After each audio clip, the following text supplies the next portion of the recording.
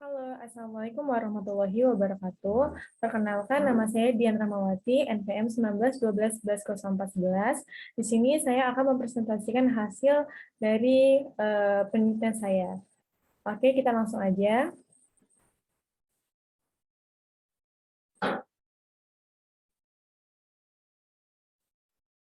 Oke, di sini saya menggunakan judul pengaruh manajer ownership, leverage, dan dividend policy terhadap hedging discussion, yaitu studi empiris pada perusahaan manufaktur di Bursa Efek Indonesia.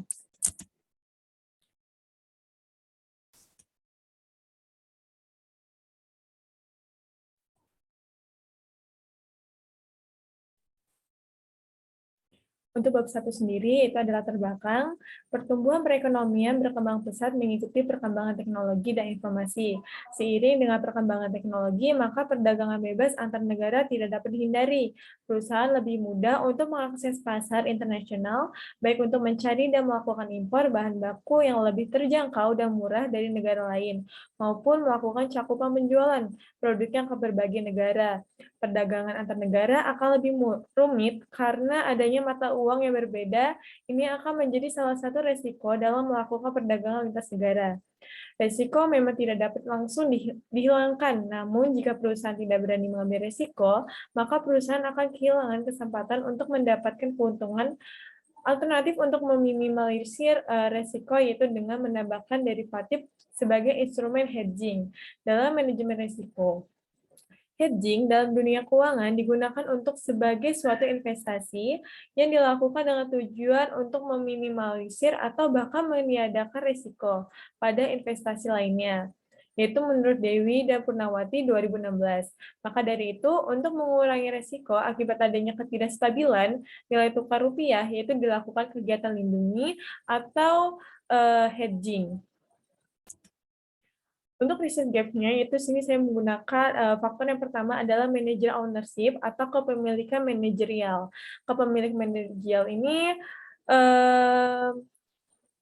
kepemilikan saham perusahaan oleh manajer perusahaan. Manajer yang juga sebagai pemegang saham tentu mengharapkan keuntungan dari pemilik saham tersebut.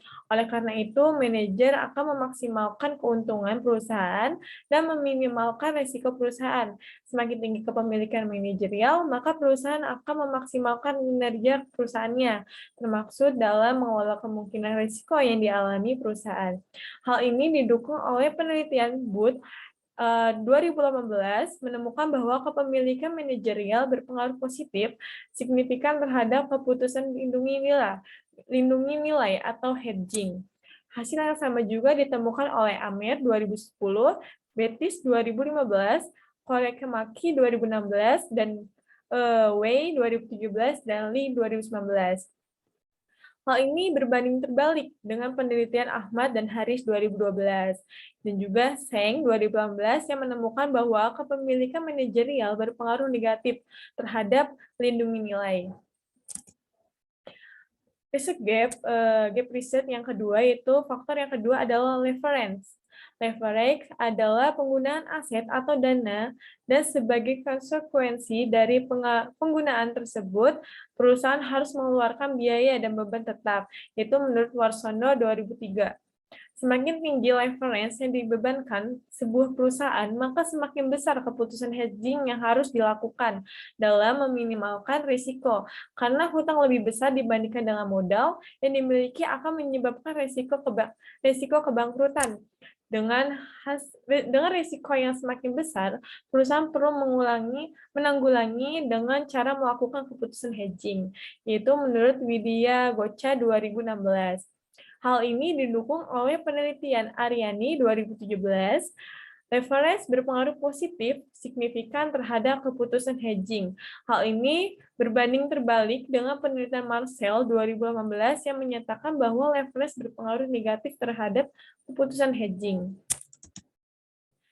Untuk yang ketiga, itu ada faktor yang terakhir, yaitu kebijakan dividen. Kebijakan dividen adalah keputusan keuangan setelah menerima keuntungan dari kegiatan operasional perusahaan. Perusahaan akan mempertimbangkan berapa proporsi laba bersih yang akan dibayarkan kepada investor dan berapa porsi laba bersih yang akan diinvestasikan kembali kepada perusahaan. Semakin tinggi dividen payout ratio, maka perusahaan akan memiliki ketersediaan dana yang terbatas sehingga memungkinkan besar perusahaan akan mengalami kesulitan keuangan di masa yang akan datang.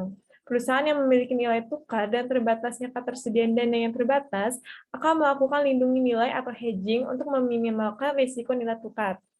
Penelitian ini sejalan dengan penelitian yang dilakukan oleh Vural-Yufas 2016 yang menemukan bahwa kebijakan dividen berpengaruh positif terhadap lindungi nilai, berbanding terbalik dengan penelitian yang dilakukan oleh Astiaryani dan Sudiarta 2017 yang menemukan bahwa kebijakan dividen berpengaruh negatif terhadap lindungi nilai. Di sini ada rumusan masalah, yaitu yang pertama, apakah managerial ownership berpengaruh terhadap hedging discretion? Yang kedua, apakah leverage berpengaruh terhadap hedging discretion? Yang ketiga, itu apakah dividend policy berpengaruh terhadap hedging discretion? Untuk bab 2 sendiri, yaitu saya menggunakan teori shareholder value maximization. Menurut Tufano dalam Saraswati dan Suryantini 2019, teori ini melatar belakangi penggunaan kebijakan hedging.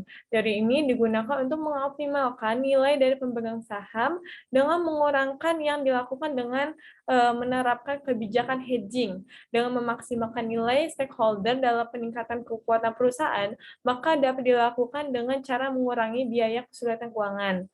Biaya kesulitan keuangan juga digunakan dengan menggunakan hedging karena dengan mempertahankan jumlah hutang pada tingkat tertentu, maka dapat melindungi arus kas dari dampak perubahan kurs. Menurut Tapie dan Sadana 2014, suatu kondisi di mana perusahaan memiliki tingkat leverage atau perusahaan tersebut tidak mampu mendanai investasi disebabkan oleh faktor dari luar yaitu perusahaan kurs, tingkat suku bunga, dan inflasi akan berpengaruh negatif terhadap arus kas internal perusahaan. Hedging dapat digunakan untuk melindungi nilai aset dari perusahaan kurs, sehingga dapat mengurangi perusahaan arus kas dan pembiayaan eksternal, serta mampu perusahaan dapat dalam mendanai dengan ketersediaan dana internal perusahaan. Untuk kerangka berpikir sendiri, saya menggunakan X1 yaitu managerial ownership, X2 leverage, X3 dividend policy, dan Y-nya itu hedging discretion. Untuk pengembangan hipotesis sendiri, apakah ada pengaruh managerial ownership terhadap hedging discretion? Oke, kepemilikan manajerial adalah kepemilikan saham perusahaan oleh manajer perusahaan. Manajer yang memiliki saham perusahaan akan memiliki peran ganda, yaitu sebagai eksekutif dan sebagai pemegang saham. Manajer juga sebagai pemegang saham tentu mengharapkan keuntungan dari kepemilikan saham tersebut. Oleh karena itu, manajer akan memaksimalkan keuntungan perusahaan dan meminimalkan risiko perusahaan. Booth 2018 menemukan bahwa presentasi kepemilikan manajerial yang tinggi akan meningkatkan manajemen risiko melalui lindungi nilai dengan instrumen derivatif.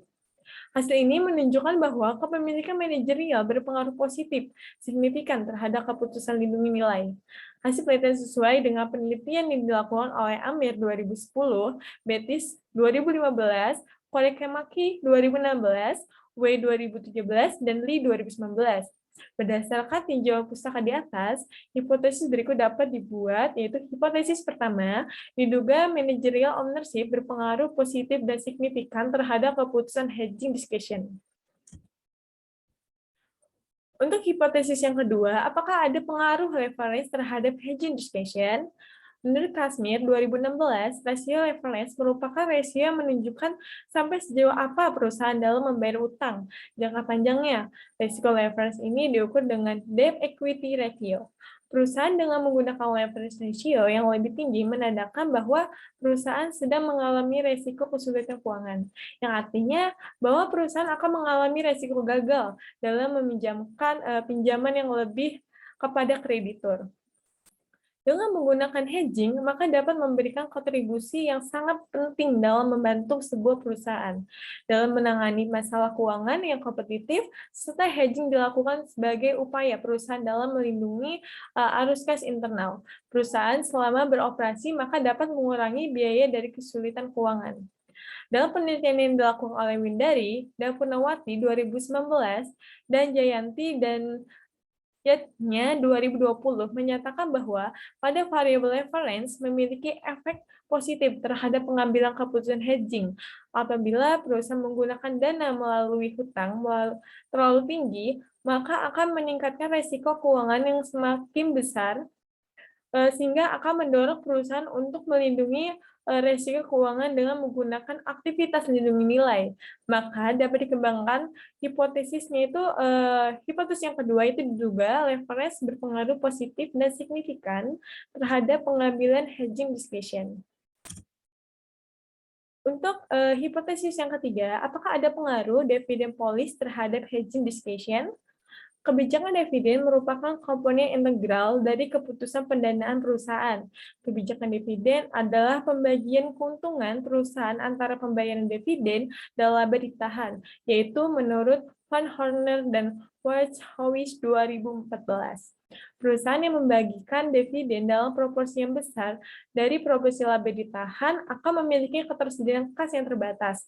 Perusahaan yang memiliki ketersediaan kas yang terbatas mungkin akan mengalami kesulitan keuangan, sehingga perusahaan yang memiliki aset dan kewajiban dalam mata uang asing perlu dilakukan hedging agar nilai aktiva dan kewajiban perusahaan ini tidak berubah ke arah yang merugikan yang akan meningkatkan risiko kesulitan keuangan di kemudian hari.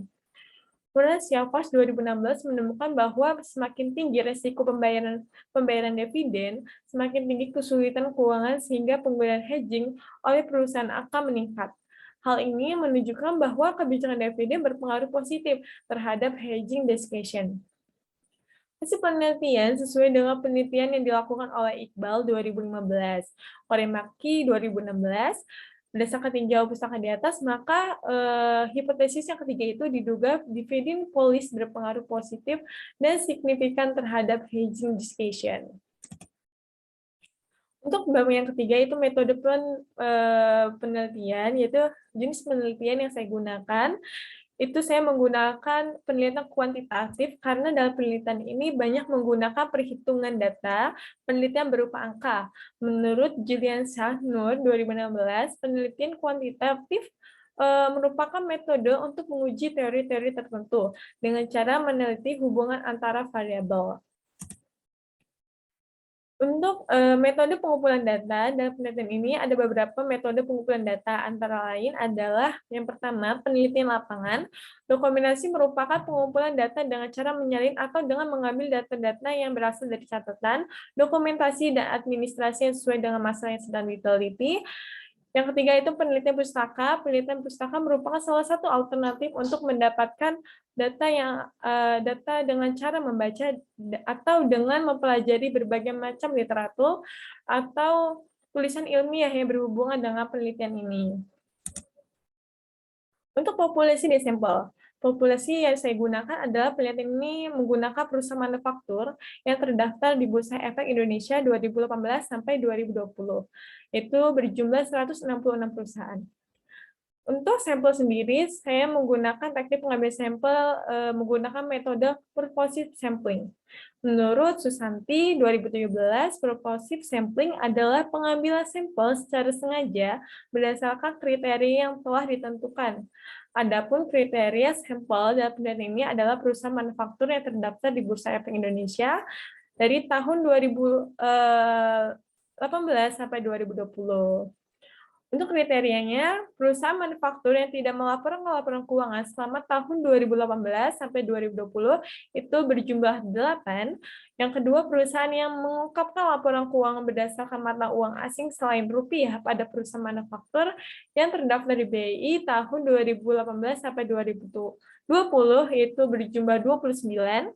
Dan yang terakhir itu perusahaan manufaktur yang mengalami delisting pada perusahaan manufaktur yang terdaftar di BI tahun 2018 sampai 2020, yaitu berjumlah 4.